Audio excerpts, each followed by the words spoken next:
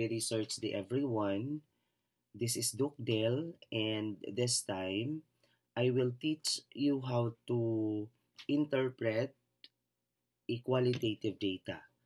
So, when we talk about qualitative data, it has something to do with how are we going to discuss, how are we going to present a data coming from an interview. Of course, one of the ways that we are going to do is we are going to group the same responses from the interview we conducted, and then after that, we could be able to have a theme. So, from the theme, we could be able to generate sub themes, and then we could be able also to mention kung sino yung participant na nagsasabi nito, and then we are going to display as well yung kanilang mga verbatim responses. So, when we talk about verbatim responses, ito yung mga sagot, no? Ito yung mga sagot ng ating mga participants or informants during the time that we conducted an interview. So, before we are going to do this, in a word format, dapat magkaroon tayo ng apat or limang columns. Okay. So, here we have to insert this one. Okay, insert. So, and then table. So, of course, no, sabi ko sa inyo, we are going to have, okay, let's have 4, no? So, we have 4 columns here, and then this one. So, of course, the first column, layout, and then dapat nakalagay sa center. So, here, ito yung major themes, no? Major themes.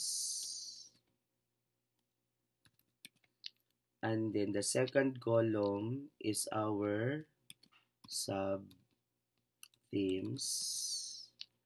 And then dito yung participant number. Participant number. And then verbatim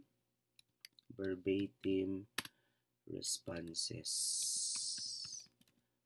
Okay, so it's up to you if you are going to add insert column right, if you are going to add a frequency here, no? So when we talk about frequency, it has something to do with kung pang ilang beses, no, how many times na ang sagot na ito, this particular response has been repeated, or no, ilang beses siya na ulit.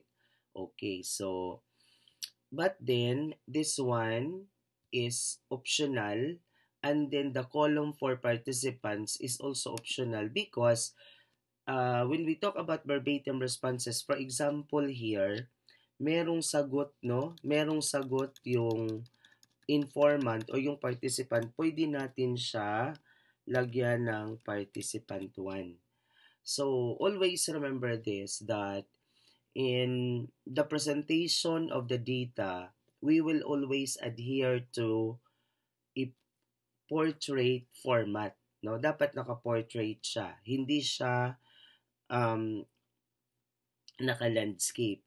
So, if you want to have a bigger space, so ito, no, itong participant column, pwede itong nating tanggalin because after the verbatim responses, pwede nating ilagay dito yung number of participant who responded that answer. Okay. So, in the what do you call this one? In grouping the responses of the respondents, if we are going to do it manually, no, um, napakahirap, napaka-taxing, no? This is a taxing job, no? If we are going to do it manually. So this time, we are going to, no? Anyways, no, meron namang mga Vibo. Actually, sa internet, maraming mga apps na makakatulong sa atin na mag-group ng mga responses ng ating mga respondents. But this time, no, let us try to see if AI could be able to help us. Okay, no? Again, so our primary concern this morning is how to present a qualitative data or how to discuss, no, a qualitative data. Okay. So here, we are going to proceed now to AI, no? So dito tayo sa AI. So here, um, for us na to, or what you call this one, na para mas madali sa atin, yung gagawin natin is we are going to upload the file, no? So i-upload natin yung file. Okay, this is a sample, no? This is a sample transcription that I want you to see, no? Ito yung gagamitin ko. So if you try to look at this, the transcription, ito ay kompleto. From participant 1, meron siyang 10 participants. Okay. And then, if you try to look at this, the interviewer, no, the researcher, is actually asking the participant or participants in a vernacular question. Or in our case, ito ay Bisaya, no? Mahimo ba nimo isaysay ang imong kasinatian sa paggamit sa eco-friendly nga packaging? Unsa nga klase nga eco-friendly packaging ang imong nasuwayan? Okay, so the researcher is actually using a Visayan um, dialect. Okay, no? So, yung gagawin natin, we have to upload, no? Kailangan nating i-upload ang buong file, no? Kailangan nating i-upload ang buong file para the AI will go over the data or the transcription, and then if you are going to say na bibigyang tuon niya or yung pinakaunang tanong at saka yung response, the AI siya na yung mag-go over ng data, and then um, siya na yung bahala doon, no? Yun ang maganda. So, bawal dito yung copy-paste. All we have to do is to upload the whole file, no? Okay, so if you are using a pro, if you are using an advanced, it is more, anong tawag dito, no? Mas ano siya, mas maganda kasi ang sometimes kasi itong mga pre-apps, no, minsan limited ang kanilang capacity, and then sometimes hindi sila nagbibigay ng close to accurate na responses. Okay. So, ang gagawin natin, so we already uploaded the file, and then ito yung gagamitin natin na prompt. Okay, ano yung prompt? A prompt is an instruction that we wanted AI to do for us. So from the responses of the 10 participants in the given transcription of the interview, generate major themes. Okay. Generate major themes, sub-themes, participant number, verbatim responses, and the frequency as to how many times these particular responses had been repeated. Each participant is being asked of 10 questions. So, we have to provide instruction to the AI now kung ano yung kanyang gagawin. Go over the responses of the 10 participants and provide in columns the major themes, the major themes, sub-themes, participant number, verbatim responses, and the frequency. Do this to each of the question given. Let us have first for the first question. So ito, iisa-isahin natin, no? A first question, second question, third question, fourth question. So, iisa-isahin natin, especially, this will give benefit sa mga researchers na nagagamit ng free lang na AI app, no? AI tool. So, titingnan natin. So, we have to copy this and then lagay natin siya doon sa prompt. Okay, no? So, naka-prompt na siya. So, um, here, no, in the utilization of AI, I always emphasize to my students that right question deserves right answer. So kaya dapat before tayo maglagay dyan sa prompt, we have to think wisely, no? We have to think better kung ano ba talaga yung gusto nating ipapagawa sa AI because AI will only provide what we are asking. Okay, so let us try to see. Okay, so yung pinapagawa natin, always remember this, is only the first question. Okay, so in a minute, let us try to see how AI will be able to generate what we are asking. So, hanggang nakaikot-ikot pa ito, no? Hanggang umiikot-ikot pa 'yan. I do not, no? Do not um touch anything, no? Kasi pigilan natin yung pag-generate ng AI ng data. So, aantayin natin, no? Huwag tayong maging nung tawag dito. So, kalma lang tayo. So, 'di ba, tapos na siya, no? So, this is now how AI provide us the one that we are asking, no? So here there are two major themes, no? There are two major themes, the types of eco-friendly packaging used, and then dito merong experience with eco-friendly packaging. Kasi if you try to look at this, in that particular question, there are two questions asked, no? So balikan natin. Ang tanong dito, um, mahimo mo bang isaysay ang imong kasinatian sa paggamit sa eco-friendly packaging? Then unsa nga klase?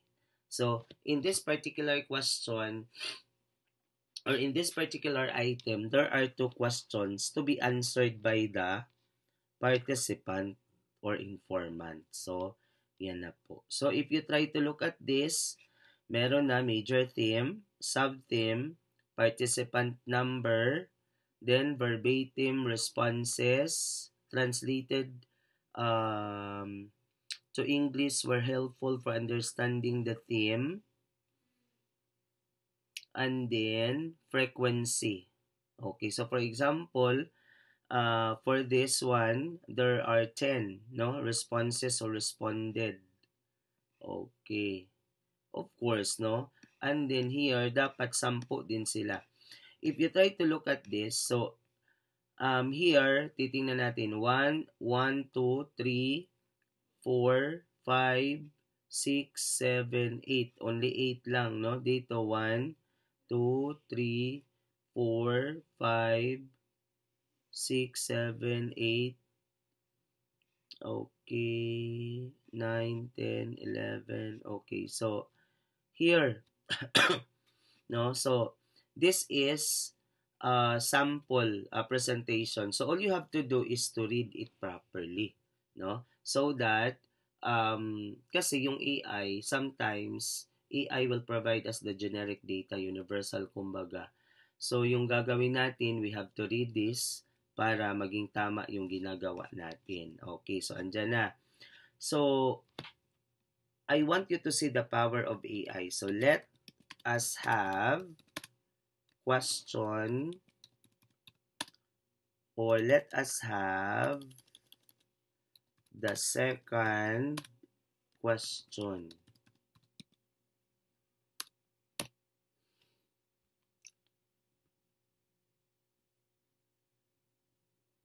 Antayin natin, no? We have to wait.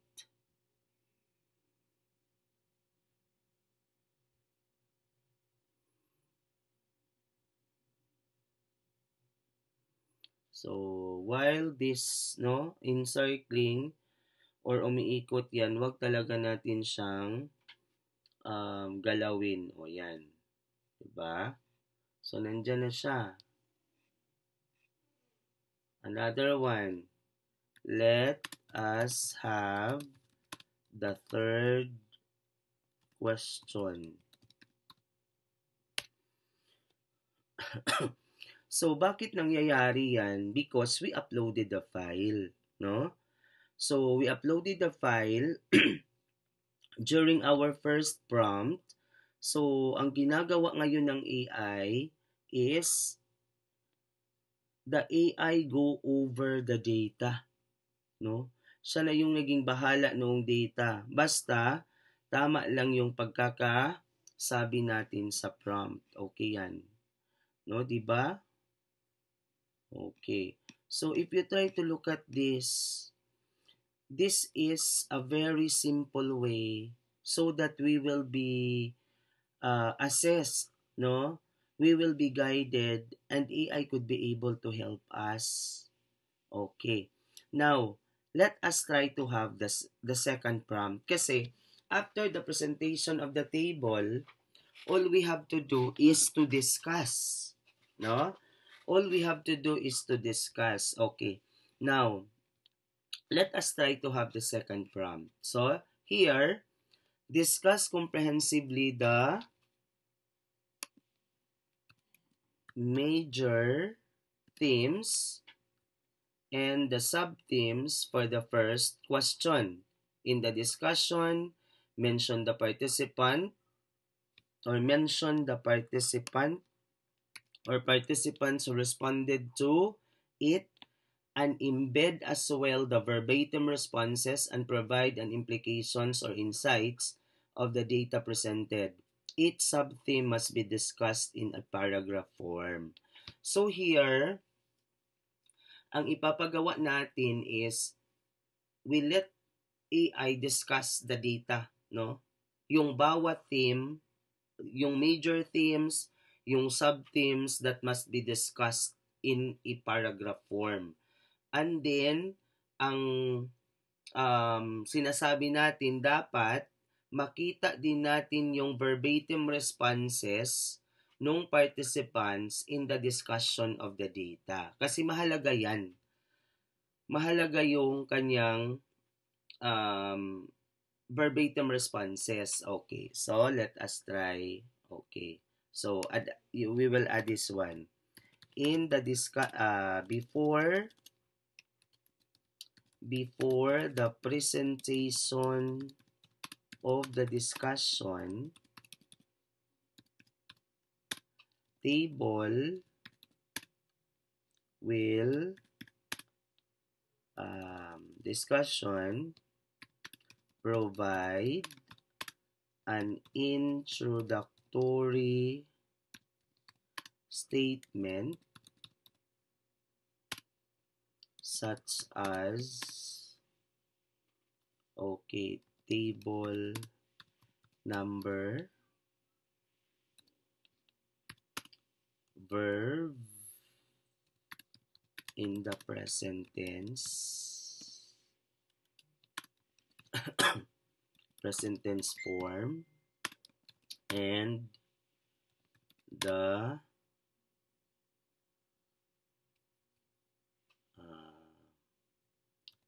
table title. After, provide an introductory statement that the data presented is a result coming from the conducted interview, and this followed this followed by this. Okay, it's followed by this. Okay, so let us try to see how the AI do this prompt.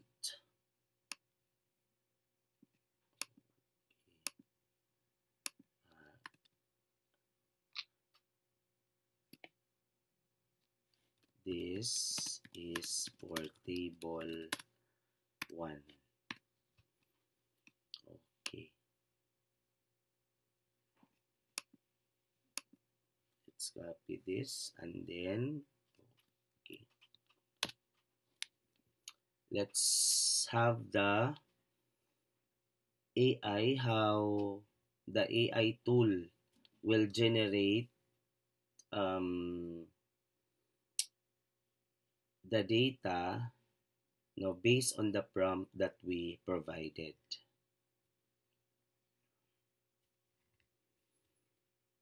So, nandyan siya.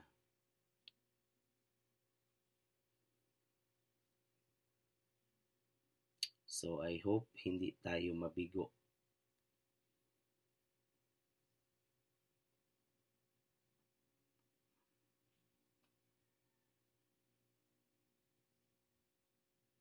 Okay. As what I have said, wag talaga nating galawin habang umiikot-ikot yung logo ng AI. Kasi habang umiikot yan, that means to say, AI is generating data. Andito na siya. So, if you try to look at this, andito na po yung kanyang discussion. Okay. So, what you are going to do now, okay, so, what you are going to do, I want you to listen because this is the most important aspect of this video presentation. So here, para maiwasan natin yung copy-paste, yung gagawin natin, okay, below the table, andito yung more.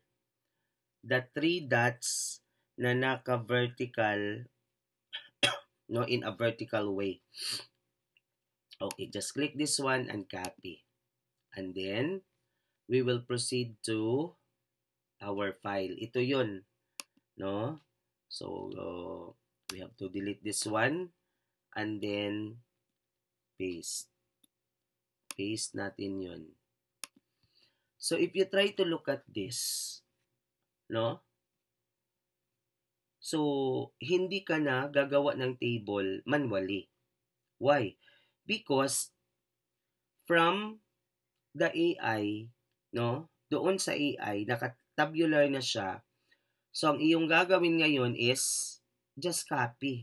So, here is chapter 3. So, what is the title for chapter 3? Results and discussion. And then you are going to provide this, you are going to provide an introductory statement. This chapter presents the results and discussion based on the gathered data from this study. Period.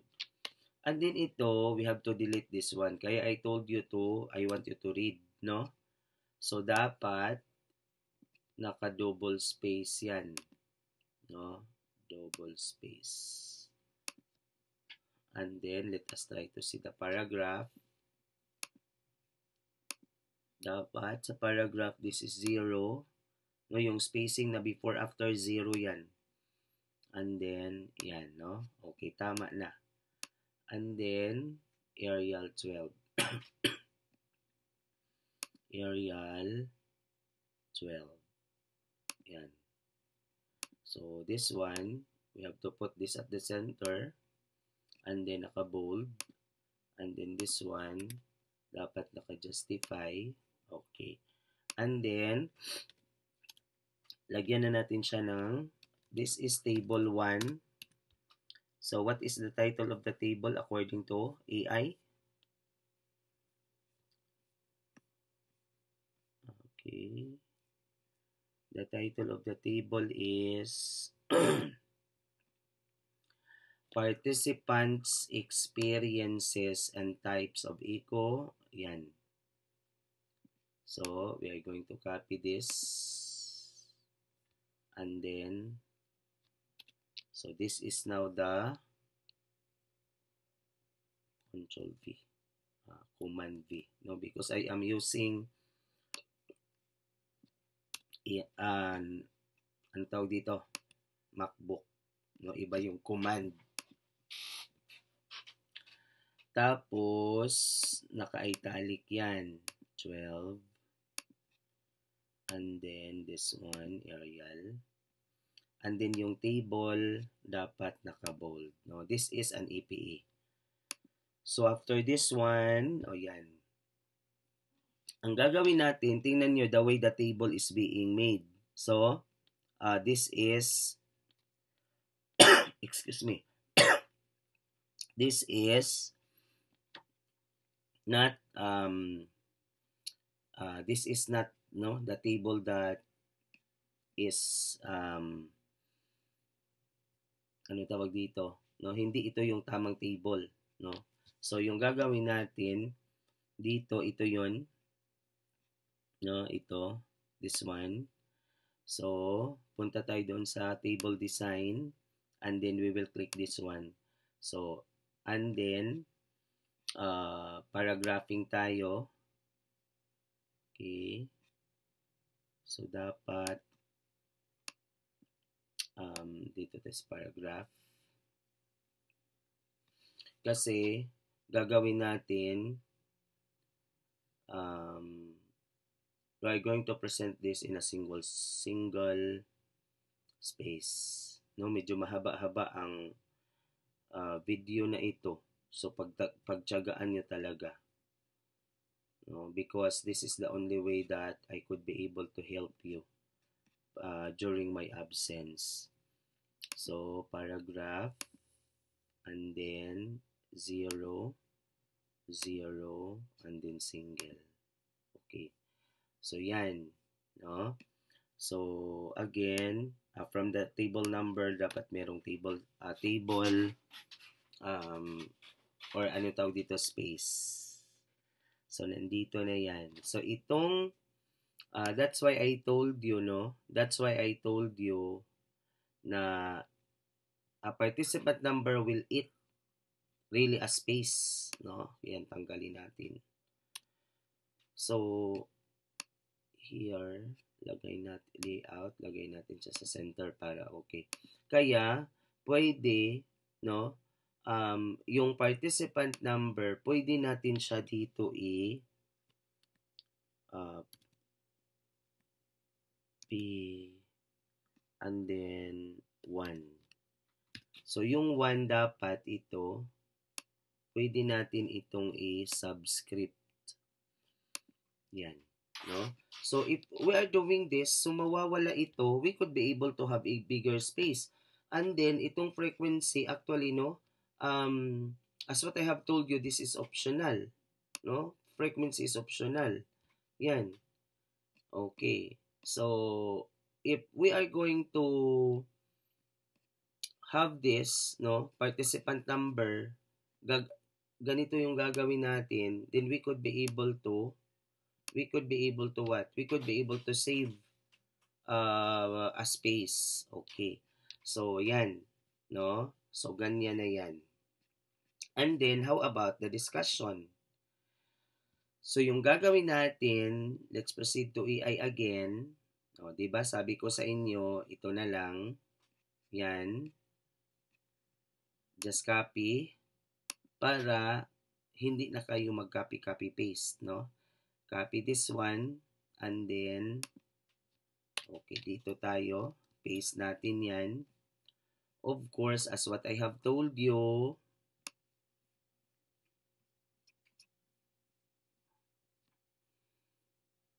okay, we have to align to the institutional format. Okay. And then Arial. Ito 'yan. And then paragraph. Naka-auto kasi yan. Dapat 0 yan. And then double. Yan. Okay. So, after this one, yan, no? So,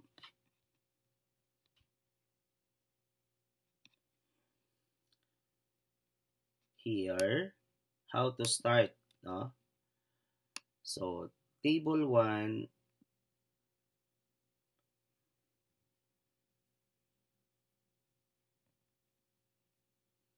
okay, table 1 presents, dapat always indent the first line.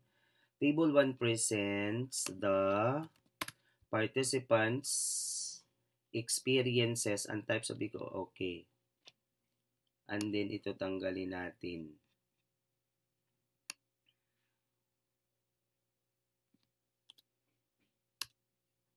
Okay. No? So, here, after that, the following major themes and sub-themes are generated during the conduct of an interview. Okay, so yung major theme, yan. This will be our side heading. No? So here, types of eco-friendly, okay, and then this one, okay, indent natin yan, and then here, dapat ito naka-bold, no? So the most frequently mentioned type of eco, okay, and then this one, all verbatim responses must be quoted, no? Ano yung quoted? So dapat mailagay natin siya sa gitna, no? All verbatim responses. So gagawin natin insert. Gagawa tayo ng text box para dili bilasa ang atong trabaho. And then okay, this one, no? We have to put this at the center of, no? Dapat kasi nasa gitna yung mga quoted material at lahat ng mga Bisaya and its translation will be quoted. Ilagay natin siya sa loob, Control A, and then dapat single space yan, no? Dapat single space yan, and then naka-italic, no? So another one is this. So meaning lahat ng mga control. Okay. No, copy or you can drag, no, doon sa okay, and then this one, make sure na nasa tamang ayos sila. So ito na naman, tanggalin natin to, and then cut, Control A, Control V, and then Control A, dapat naka-italic yan. So lahat ng mga verbatim responses ay dapat quoted. Okay. So, ito yung sabi ko sa inyo. No? Copy. And then, no, make sure na nasa tamang ayos sila, no? Nasa tamang linya. Ang kanunay. Okay, yan.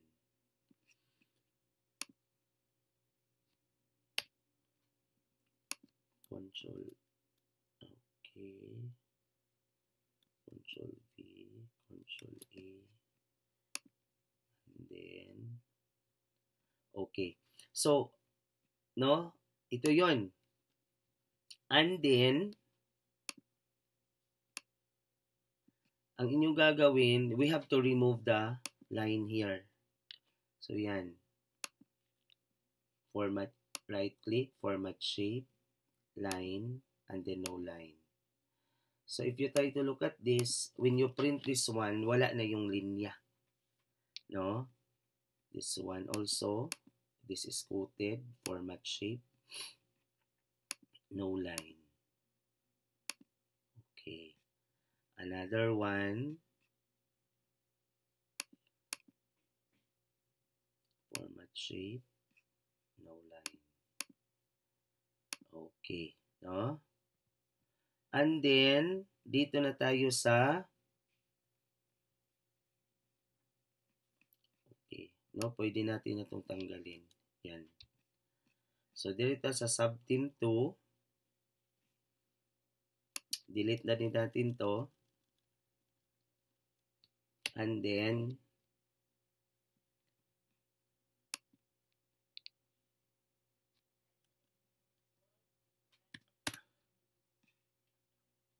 okay. So,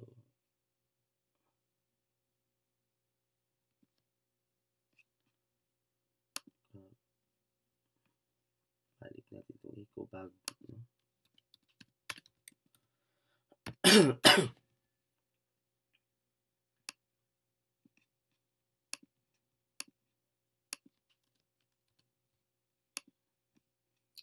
Okay, so, same, no? Same what you did doon sa ibabaw, yun din ang gagawin ninyo dito. No? So, here, participant 1. So,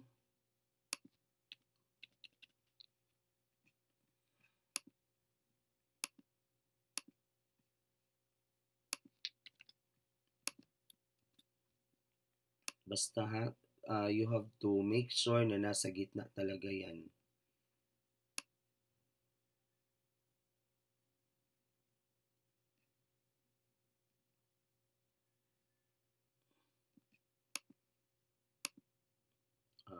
Cut na. Anyways, we have to remove that.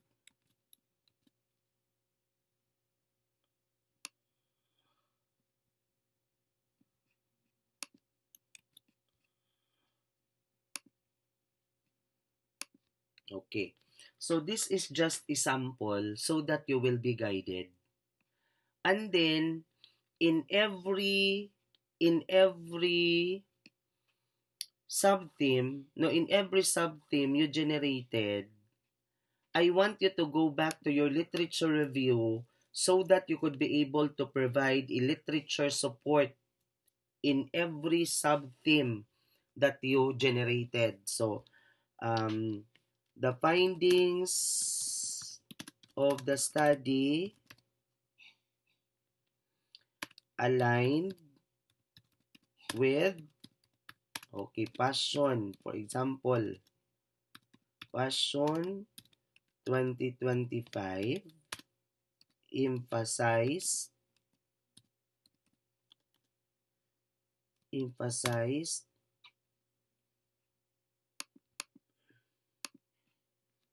that the use of eco bag, okay, no? So, meaning, pagdating dito sa second paragraph, meron na naman ditong literature support.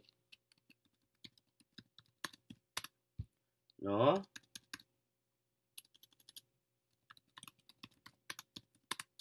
So, meron siyang mga literature support. So, this is just an example, no, of what you are going to do.